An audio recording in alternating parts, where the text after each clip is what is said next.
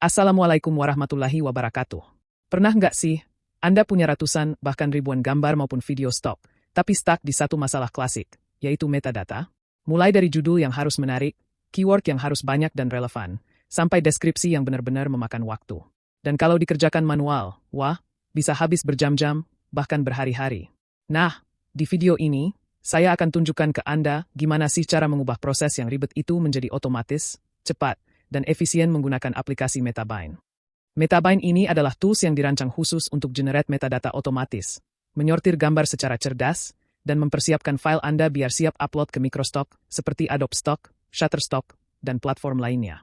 Dan yang paling penting, ini bakal menghemat banyak waktu Anda secara konsisten. Oke, sekarang kita masuk ke aplikasinya.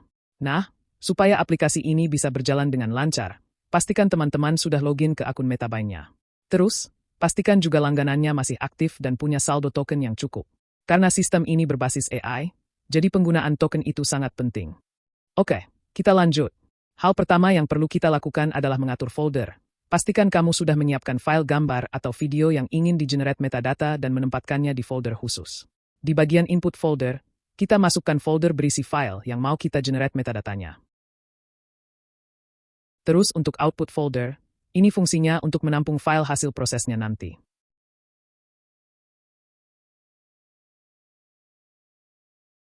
Nah, sekarang kita ke pilihan provider. Di sini ada dua mode, standar AI dan AI Gateway.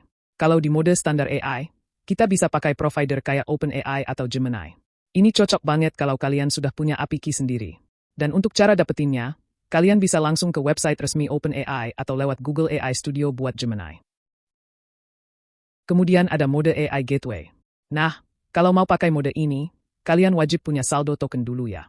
Pilihan modelnya banyak banget, bahkan ada yang free kayak Nvidia Nemotron, ya, selama masa free-nya tersedia. Tapi ingat ya, karena ini gratisan, kalau lagi ramai yang pakai mungkin bakal agak lambat atau sesekali error. Jadi saran saya, pakainya di jam-jam yang nggak terlalu sibuk. Kalau saya pribadi sih, seringnya pakai Gemini 2.0 Flashlight. Kenapa? Karena selain stabil, harganya juga paling murah, sehingga sangat menghemat token Metabind. Bisa kalian cek sendiri di daftar harganya, Gemini ini emang juara hematnya. Untuk token Metabind 20.000 saja bisa generate metadata hingga 5.000 sampai dengan 7.000 file gambar maupun video. Ada juga model L lama dari Meta, lebih murah juga sih. Tapi menurut saya tetap masih lebih stabil Gemini buat urusan metadata. Model lain yang lebih stabil dan lebih akurat juga banyak seperti model dari OpenAI GPT-5 Nano yang paling hemat token di antara model OpenAI lainnya. Sekarang kita geser ke bagian setting generation.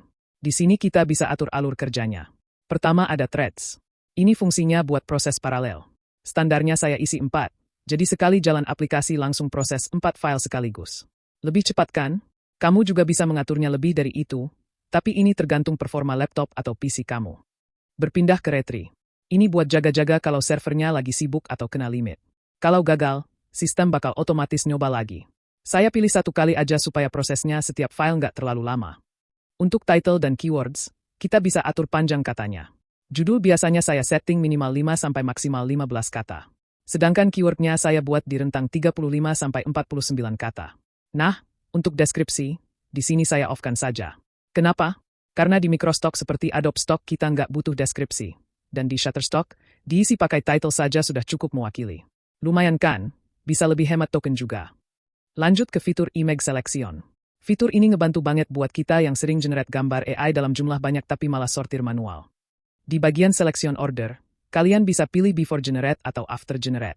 Kalau pilih Before, file bakal diseleksi dulu baru dibuat metadatanya. Jadi file yang jelek atau masuk folder reject nggak bakal makan token.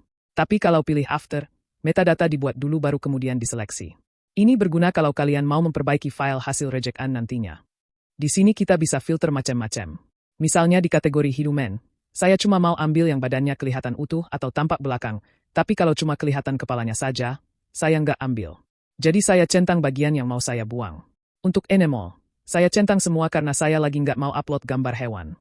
Lalu ada Text Filter. Ini penting banget buat gambar AI yang sering muncul teks berantakan atau gibberish, atau bahasa non-Inggris yang tidak relevan. Tinggal centang saja biar otomatis kesortir. Untuk objek cacat atau subjek tak dikenal, biasanya tidak saya centang karena deteksi AI-nya kadang kurang akurat untuk hal ini. Namun itu tergantung dari model AI yang kita gunakan, jadi saya biarkan saja. Tapi untuk logo watermark, itu harus saya centang, karena microstock sensitif banget sama merek dagang kayak Adidas, Nike maupun Apple dan lainnya. Terakhir ada duplicate similarity. Ini buat ngatur seberapa ketat AI menyeleksi gambar yang mirip. Kalau diatur 1-3, itu sangat ketat. Mirip dikit, langsung dibuang. Kalau 7-10 lebih toleran. Contohnya kayak keyword, beautiful sunset beach, dan beautiful sunset at the beach. Kalau kita set ketat, salah satu pasti dibuang karena dianggap duplikat. Tapi kalau kamu mau lebih hemat token, fitur selection ini bisa dimatikan saja. Kita masuk ke setting output. Di sini ada pilihan generate CSV, namun saya nonaktifkan dulu, biar generate CSV-nya di akhir saja, nanti pakai fitur tools. Atau boleh sekalian diaktifkan kalau kamu mau langsung upload ke Shutterstock atau Microstock lainnya. Di sini juga ada fitur buat ganti nama file otomatis. Bisa pakai judul file, tanggal pembuatan, atau Anda custom nama file sendiri.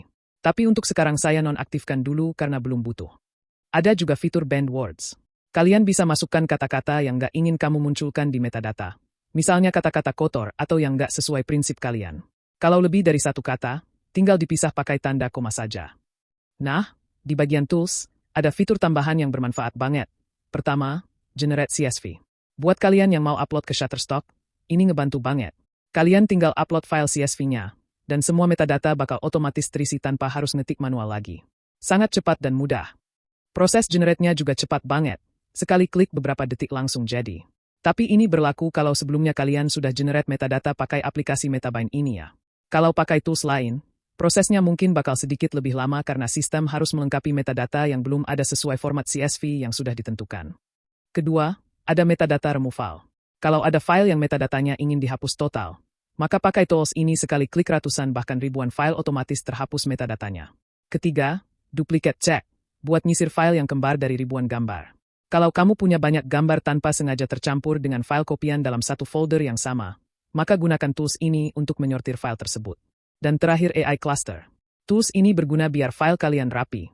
Fitur ini bakal mengelompokkan gambar sesuai kategorinya masing-masing dengan rapi. Semua tools ini gratis dan tidak memotong saldo token Metabind. Kecuali tools generate CSV jika file yang di-generate metadatanya belum lengkap sesuai format CSV.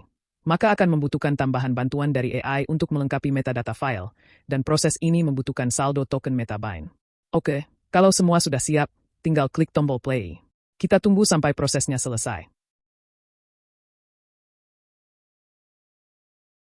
Nah, bisa dilihat di bagian log. Ada file yang sukses, ada juga yang kena reject karena ada teks yang nggak jelas di gambarnya. Kalau ada error 429, itu artinya too many requests.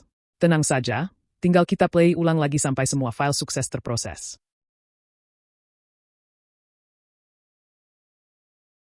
Sekarang kita cek di folder outputnya. Di sini saya kasih nama folder, don metadata. Di dalam subfolder don metadata terdapat dua folder lagi yaitu folder approved dan rejected. Karena sebelumnya kita mengaktifkan fitur image selection yang otomatis akan membuat kedua folder tersebut untuk memisahkan file yang diterima dan file yang di-reject. Di dalam folder rejected nampak ada file gambar yang ditolak karena teks berantakan pada objek gambar. Ini menandakan fitur image selection-nya berfungsi dengan baik. Sekarang kita cek di dalam subfolder approve, beberapa file gambar dan video yang diterima. Filenya sudah aman, metadatanya sudah tertanam atau embedded. Meskipun di properties Windows terkadang tidak terlihat semua, sebagaimana pada file video misalnya, jangan khawatir.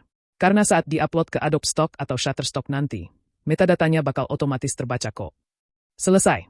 Metadata kita sudah siap dan bisa langsung tancap gas buat upload ke Microstock. Gampang banget kan? Oke, itu tadi tutorial singkatnya. Buat yang mau langsung action dan download aplikasinya, klik link di deskripsi video ini. Dan kalau kalian butuh bantuan teknis atau ada pertanyaan seputar aplikasi Metabind ini, silakan coret-coret di kolom komentar. Kita diskusi bareng di sana.